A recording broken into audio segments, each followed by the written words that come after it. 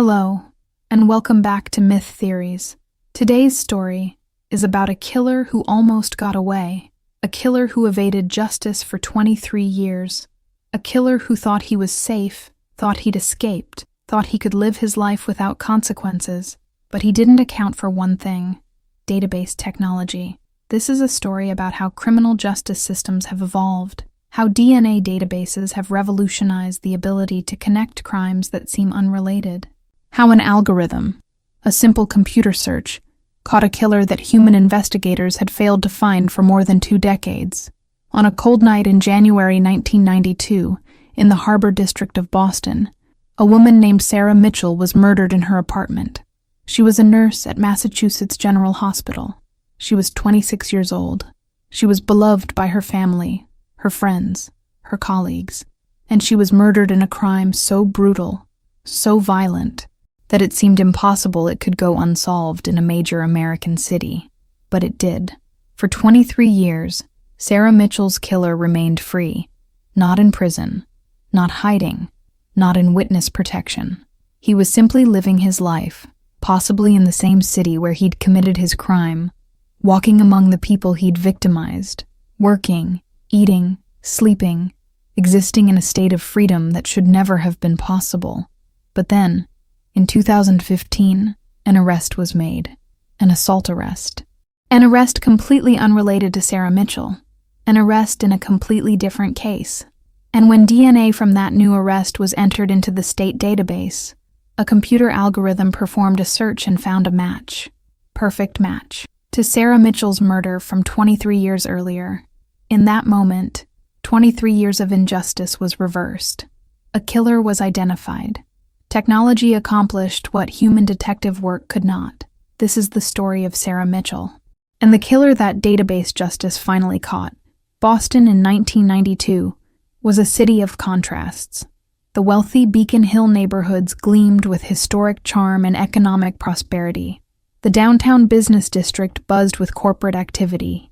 Universities like Harvard and Boston College drove intellectual and economic growth. But the Harbor District was different. The Harbor District in 1992 was a neighborhood of poverty, violence, and desperation. It was a place where drug use was endemic, where gang activity was rampant, where violent crime happened with disturbing frequency. It was also a place where police resources were stretched thin, where detective caseloads were overwhelming, where solving crimes, particularly crimes against poor, marginalized victims, was not always the department's priority. Sarah Mitchell moved to the Harbor District in 1990, attracted by affordable rent and the neighborhood's urban vitality. She was a bright, energetic woman who worked as a registered nurse at Massachusetts General Hospital. She had dreams of going to graduate school. She wanted to become a nurse practitioner. She wanted to help people. She was 26 years old when she moved to the Harbor District. She was optimistic about her life, her career, her future. Sarah lived in a 3rd-floor apartment in a converted warehouse. The apartment was small but charming. She shared the building with other young professionals, teachers, artists, musicians. It was a vibrant community. Sarah's colleagues at the hospital described her as compassionate and dedicated. She had a gift for talking to patients, for making them feel safe and understood. She worked long hours. She often picked up extra shifts. She was the kind of nurse that patients specifically requested. Her family lived in suburban Boston. They were proud of Sarah. They were proud of her accomplishments, her independence, her career trajectory. Nobody could have anticipated the horror that was about to unfold. On January 14th, 1992, Sarah was working an evening shift at Massachusetts General Hospital. She worked from 3 p.m. to 11 p.m. It was a typical night, busy, demanding, rewarding, in the way that nursing work is rewarding. Around 11:30 p.m., after her shift ended and she'd changed out of her scrubs, Sarah left the hospital and drove back to her apartment in the Harbor District. She parked her car on the street near her building. She walked up the 3 flights of stairs to her apartment. She unlocked her door. She went inside. She was never seen alive again. Around 8 a.m. the next morning, January 15th, her landlord, concerned that Sarah's car was still parked on the street, which was unusual for her, decided to check on her. He knocked on her apartment door. No answer. He used his master key to open the door, and he discovered a scene of horrifying violence. Sarah Mitchell had been murdered in her apartment. The medical examiner's later report described the crime as extraordinarily brutal. Sarah had been beaten. She had been sexually assaulted. She had been stabbed multiple times. The violence suggested rage, deliberation, intention. This was not a random killing. This appeared to be the work of someone who had targeted Sarah specifically, or someone who had unleashed extraordinary violence on her. Police arrived within minutes. Detectives arrived within an hour. A full crime scene investigation was launched. But from the very beginning, investigators faced problems. The crime scene yielded little forensic evidence. There were no obvious fingerprints. There were no witnesses. There was no video footage.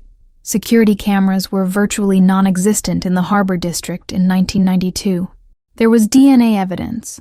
The perpetrator had left biological evidence at the crime scene. But in 1992, DNA technology was primitive. It would take weeks to analyze the DNA. And even then, without a suspect to compare against, the DNA meant very little. Police expanded their investigation. They questioned neighbors. They questioned Sarah's colleagues at the hospital. They questioned known criminals in the area. Nobody had seen anything. Nobody knew anything. Or at least, nobody was saying anything. The case became the focus of intense police attention in early 1992. Detectives worked long hours, but without a suspect, without a clear motive, without a direction to investigate, the case began to stall. By June 1992, 6 months after Sarah's murder, the investigation had gone cold. By 1993, the case had been effectively abandoned. New murders, new crimes, new emergencies demanded police attention. Sarah Mitchell's case moved to the cold case file. Nobody knew what would happen next. Nobody could have anticipated that 23 years would pass before answers finally came. The years following Sarah Mitchell's murder were defined by her family's suffering. Her parents, Margaret and David Mitchell, were devastated. They had lost their daughter to a random act of violence. They had no answers. They had no suspect. They had only questions and grief. Every January 15th, the anniversary of Sarah's murder, became a day of renewed pain. Her family gathered to remember her. They brought flowers to her grave. They wondered every single year if her killer was still alive, if he was still in Boston, if he had killed again. Police kept the case officially open, but investigations remained sporadic. Every few years, when resources permitted, a detective would review the file and try a new angle, but nothing led anywhere. The DNA evidence from the crime scene sat in storage. It was preserved according to protocol, but without a suspect to compare against, it was useless. By the early 2000s, DNA technology had advanced dramatically. The FBI's Combined DNA Index System, CODIS, had been created. It allowed DNA from crime scenes to be compared against a growing national database of DNA from convicted offenders. The DNA from Sarah Mitchell's crime scene was entered into CODIS. No match was found. The perpetrator had no criminal record, or at least, had never been arrested and processed for DNA in a way that entered the national database. Years passed. 1 year became 5 years. 5 years became 10 years. 10 years became 20 years. By 2012, 20 years after Sarah's murder, her case remained completely unsolved. The investigation had become almost mythical in Boston true crime circles. It was one of the most notorious unsolved murders in the city's history. True crime podcasters discussed it. Amateur investigators debated theories. Sarah's family continued to grieve. Margaret and David Mitchell grew older without ever knowing who murdered their daughter. Her siblings grew up without ever knowing who had taken their sister away. Sarah's friends and colleagues at the hospital had largely moved on with their lives. But every so often, they thought about Sarah. They wondered what she would have become. They thought about the injustice of her death. 23 years is a long time. A generation of people reached adulthood after Sarah's death without ever knowing the name of her killer. But justice, it turned out, was still possible. On September 12, 2015, 23 years and 8 months after Sarah Mitchell's murder, a man named Robert Delacroix was arrested for assault in the Dorchester neighborhood of Boston. The assault was routine, in the way that crime in Boston was routine. A domestic dispute that escalated, an argument between a man and woman that turned violent. Robert Delacroix was a 45-year-old man with a checkered history. He had minor arrests for petty crimes. He had a history of violent behavior. He had a reputation as someone who drank heavily and became aggressive when intoxicated. But he had no connection, at least no obvious connection, to Sarah Mitchell or to the Harbor District where she'd been murdered 23 years earlier. When Delacroix was arrested for the assault, he was processed according to standard protocol. He was fingerprinted. He was photographed. He was interviewed by police, and he was asked to submit a DNA sample. This was standard procedure for anyone arrested for a felony in Massachusetts. His DNA was collected and entered into the state DNA database. The arrest itself was relatively minor. Delacroix would likely face charges, possibly serve time, possibly be released. It was one assault among thousands that happened in Boston every year. But something extraordinary happened next. When Delacroix's DNA was entered into the state database, the system automatically ran his DNA profile against all unsolved cases in the state's CODIS database. The computer searched. It compared. It analyzed. And it found a match. Perfect match. To Sarah Mitchell's murder from 23 years earlier. The computer algorithm that had been sitting dormant for 2 decades had finally been activated. And it had done what 23 years of human investigation had failed to do. It had identified Sarah Mitchell's killer. The match was transmitted to the detectives overseeing the 1992 case. Boston police received notification that DNA from the September 2015 arrest matched DNA from the January 1992 cold case. Initial shock and disbelief gave way to intensive investigation. Detectives immediately began re-examining the 1992 case file. In light of this new information about Robert Delacroix, they discovered something remarkable. In the 1992 investigation, Robert Delacroix's name had never appeared. He had never been questioned. Police had no reason to suspect him at the time because he had no connection to Sarah Mitchell. But now, 23 years later, DNA science had connected him to the crime in a way that human investigation never could. Once Robert Delacroix was identified as a suspect in Sarah Mitchell's murder through DNA matching, a full investigation was launched. Detectives visited Delacroix in custody. They presented him with the DNA evidence. They explained that his DNA, collected from his 2015 arrest, matched evidence from Sarah Mitchell's 1992 murder. Delacroix's reaction was significant. He initially denied everything. But when confronted with the definitive DNA evidence, he eventually confessed. According to his confession, Delacroix had encountered Sarah Mitchell in a bar in the Harbor District in January 1992. He claimed that she had disrespected him in some way. The exact nature of the insult was never clearly determined. He claimed that this perceived disrespect had enraged him. He followed her home. He forced his way into her apartment. He attacked her. The violence escalated. What may have started as an assault became murder. After committing the crime, Delacroix left the apartment. He never reported the crime. He apparently never discussed it. He simply went about his life. For 23 years, the authorities now faced a remarkable situation. They had solved a 23-year-old cold case, but the statute of limitations for many aspects of the crime had expired. Some crimes had statute of limitations. Murder did not, but the evidence gathering and investigation had been compromised by the passage of time. Still, the DNA evidence was definitive. There was no doubt about Delacroix's involvement. He was charged with murder in the first degree. A trial was scheduled for 2016. The case of Sarah Mitchell and Robert Delacroix is remarkable for one specific reason. It demonstrates the revolutionary power of DNA database technology. In 1992, when Sarah Mitchell was murdered, DNA matching would have required police to identify a suspect arrest or obtain the suspect's DNA voluntarily. Compare the suspect's DNA to the crime scene DNA. Without a suspect, the crime scene DNA was essentially useless. But by 2015, DNA technology had fundamentally changed. All convicted felons in Massachusetts are required to provide DNA samples. These samples are entered into CODIS, the Combined DNA Index System, which is maintained by the FBI. When Robert Delacroix was arrested in 2015 for assault, his DNA was automatically compared against all unsolved cases in the CODIS database.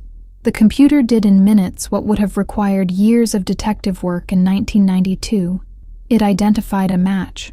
This automatic, systematic comparison is extraordinary in its implications. It means that anyone arrested for a felony becomes a potential suspect in any unsolved crime, anywhere in the nation, for which DNA evidence exists. This technology has revolutionized cold case investigations. Prior to CODIS and automated DNA matching, detectives had to work backward, identify a suspect, then test their DNA. Now detectives can work forward, test DNA from a crime scene, then wait for someone's DNA in the database to match. For Sarah Mitchell's case, this technology meant that 23 years of injustice was finally reversed. A killer who thought he was safe, who had lived his life for more than 2 decades without consequences, was suddenly exposed by an algorithm. The implications are profound. How many other unsolved crimes might be solved if the perpetrator is eventually arrested for an unrelated crime? How many other killers are currently living freely, waiting for the moment they make a mistake, get arrested, and are suddenly identified in a database search? Robert Delacroix was tried for Sarah Mitchell's murder in 2016, 24 years after the crime. The trial was straightforward. The DNA evidence was definitive. Delacroix had confessed. The jury deliberated for less than 2 hours. They returned a guilty verdict. Robert Delacroix was convicted of the first-degree murder of Sarah Mitchell. At sentencing, Sarah's family addressed the court. Margaret Mitchell, Sarah's mother, spoke about losing her daughter. She spoke about 24 years of not knowing who had murdered her child.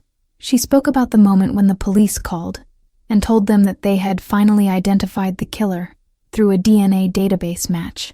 "My daughter's killer was caught by a computer algorithm," Margaret said, her voice trembling. "That's not the way I wanted this to happen. I wanted justice in 1992, not 2016. But I'm grateful that we finally have answers." David Mitchell, Sarah's father, spoke about the impact Sarah's death had on the family. He spoke about his grandchildren who would never meet their aunt. He spoke about the life Sarah never got to live. Robert Delacroix was sentenced to life in prison without the possibility of parole. He will never be released. He will spend the rest of his life in prison for the murder he committed 24 years earlier. Justice, delayed for more than 2 decades, was finally served. The case of Sarah Mitchell and Robert Delacroix has profound implications for the future of criminal justice and DNA technology. First, it demonstrates that modern DNA matching can solve crimes that seemed permanently unsolvable. The 23-year gap between murder and conviction is extraordinary, but it's not unique. There are likely hundreds of cold cases in the United States that could be solved if the perpetrator is eventually arrested and their DNA is entered into CODIS. Second, it raises questions about privacy and civil liberties. The automatic comparison of DNA samples against thousands of unsolved cases is powerful, but it also represents a level of surveillance that some people find troubling. How much privacy are we willing to sacrifice for the sake of solving crimes? Third, it highlights the importance of DNA database systems and their funding. CODIS exists because of substantial government investment. If those investments are cut, if the database is not maintained, if DNA samples are not consistently collected and entered, the technology that solved Sarah Mitchell's case would not exist. Finally, it raises hope for thousands of families with unsolved murders. Margaret and David Mitchell finally have answers. They finally know who murdered their daughter. They finally have achieved a measure of closure, even if that closure came 24 years too late. But there are thousands of other families with unsolved murders, thousands of other cold cases, And if DNA evidence exists, if the perpetrator is eventually arrested, if they are convicted, and their DNA is entered into CODIS, then justice, even delayed justice, is still possible. The case of Sarah Mitchell raises the uncomfortable question. Is justice delayed really justice? 24 years is an extraordinarily long time. Sarah's parents aged without answers. Sarah's siblings grew up without knowing who had murdered their sister. Sarah's colleagues moved on with their lives, occasionally wondering what had happened to their beloved colleague. 24 years of not knowing is a form of injustice in itself. A killer walked free for 24 years. He had opportunities to commit other crimes, which he may have done. He had opportunities to flee, which he didn't take. He had opportunities to reform, to rehabilitate, to undo the harm he'd caused. Instead, he lived his life as though the murder had never happened. And yet, the alternative to delayed justice is no justice at all. If Robert Delacroix had never been arrested in 2015 for assault, if his DNA had never been entered into CODIS, Sarah Mitchell's murder might have remained unsolved forever. Is 24-year delayed justice better than no justice? Margaret Mitchell seems to think so. Despite the pain of waiting 24 years, despite the knowledge that her daughter's killer was walking free for 2 decades, she expressed gratitude that the truth was finally revealed. The case of Sarah Mitchell suggests that in the modern era, with DNA databases and database technology, cold cases may be solved decades after they occur. This offers hope to families with unsolved murders. But it also raises the sobering reality. For 24 years, Sarah Mitchell's family suffered in uncertainty, and a killer walked free. The technology that caught Robert Delacroix will only improve in the future. Genetic genealogy, the technology used to solve cases like Golden State Killer through genealogy databases like Ancestry.com, offers new possibilities for connecting unrelated crimes. Police can now submit DNA to genealogy databases and find distant relatives of perpetrators. These distant relatives can then be identified and investigated, potentially leading to the perpetrator. The combination of traditional CODIS database matching, comparing DNA against convicted felons, and genetic genealogy, finding distant relatives, creates a powerful investigative tool. It means that fewer and fewer criminals will be able to evade justice indefinitely. But it also raises concerns about privacy, civil liberties, and the nature of surveillance societies. As these technologies advance, society will need to grapple with important questions. How much privacy are we willing to sacrifice for the sake of solving crimes? What are the limits of genetic surveillance? Who should have access to DNA databases? These questions don't have easy answers. But they are urgent questions that society must confront as DNA technology continues to advance. In 2017, a year after Robert Delacroix was convicted, Sarah Mitchell's family held a service to honor her memory and to mark the closing of a chapter that had defined their lives for 24 years. Margaret and David Mitchell attended. Sarah's siblings attended. Many of Sarah's friends and colleagues attended. A priest said prayers. People shared memories of Sarah. They spoke about her kindness, her compassion, her dreams that were never realized. Sarah would have become an extraordinary nurse practitioner, one of her colleagues said. She had a gift for healing. She had a gift for helping people. And that gift was taken from her 24 years ago. But finally, we have answered one of the most important questions. Who took that gift away? We know now, and we can grieve more fully, knowing who to grieve against. Sarah's parents placed flowers on her grave. For the first time in 24 years, they could grieve without the complication of not knowing. It's a small comfort, but it's a comfort nonetheless. The case of Sarah Mitchell and Robert Delacroix is a story about the power of technology to solve injustice. It's a story about how an algorithm, running a database comparison in 2015, could identify a killer that human investigators could not find in 1992. It's a story about hope. Hope that unsolved crimes can be solved, even decades later. But it's also a story about the limits of technology and the profound cost of delayed justice. Sarah Mitchell is dead. Her life was cut short at age 26. No technology can change that. No conviction 24 years later can restore the years that were stolen from her. Her family suffered for 24 years in uncertainty. No conviction can undo that suffering. And Robert Delacroix walked free for 24 years before facing justice. 24 years is a long time to evade responsibility. Technology is powerful. Database matching is powerful. DNA science is powerful. But technology can only solve crimes. It cannot prevent them. It cannot undo them. It cannot return the dead to life. What the technology of database matching can do, what it has done in the case of Sarah Mitchell, is provide answers where there were only questions before. It can provide closure where there was only uncertainty. And perhaps, as this technology improves and becomes more sophisticated, it can provide a deterrent for potential perpetrators. No matter how long ago you committed a crime, no matter how carefully you've evaded justice, there's always the possibility that an algorithm in some future year will match your DNA to evidence from your crime. The case of Sarah Mitchell represents the future of criminal justice, a combination of traditional detective work, persistent investigation, and powerful technology all working together to bring justice, even if that justice takes 24 years to arrive.